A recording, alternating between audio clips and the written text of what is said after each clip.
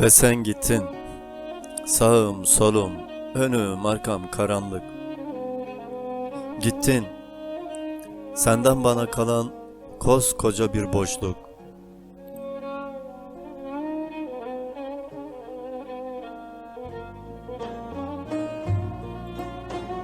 Gittin, yoksun artık.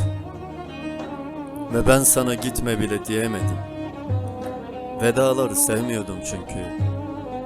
Sensizliğe alışmam gerek biliyorum. Lakin kolay değil ki en güzel alışkanlığını bırakıp en kötü alışkanlığına alışması insanın. Sanki bir körebe oyununun içinde gözleri bağlı ışıksız bir ebeydim. Sen dahil herkes bir yerlere saklanmıştı. Ve ben sizi ararken kaybolmuştum.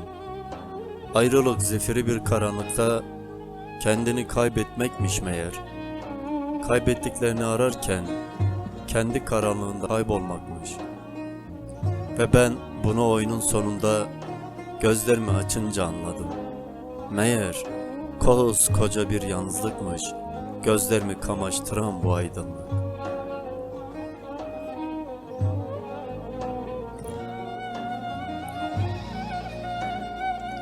Yoksun işte.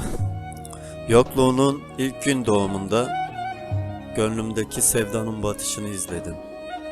Gözlerim sensiz bir günün aydınlığına alışmaya çalışırken kalbimin acısını dindirecek bir ilaç yoktu bu şehirde. Yokluğuna şifa olacak bir merhem bulamadığım için kanıyordu ruhum.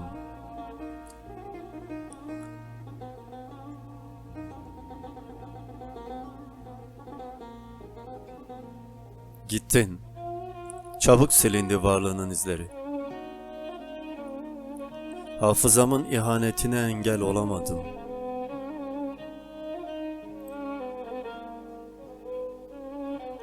Gün gün aklımdan silinen yüzünün yasıyla yatağa girdim.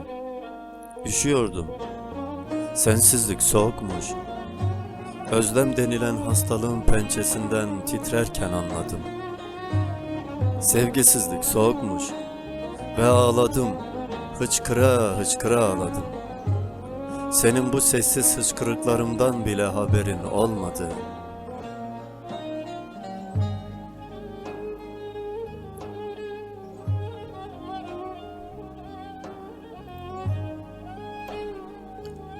Gittin. Sağım solum, önüm arkam bir anda ıssız kaldım. Gittin, senden bana kalan koskoca bir yalnızlık oldu bu şehirde. Yoksun artık. Giderken veda bile edemedim ya sana. Kapıdan çıkıp gidişini izlemek o gün çok ağır gelmişti sol yanıma. Yokluğuna çoktan alışmam gerekti biliyorum. Ama gel gör ki kanayan ruhuma, acıyan kalbime söz dinletemiyorum. Özlüyorum sadece. Özlüyorum sevdiğim. Özlüyorum.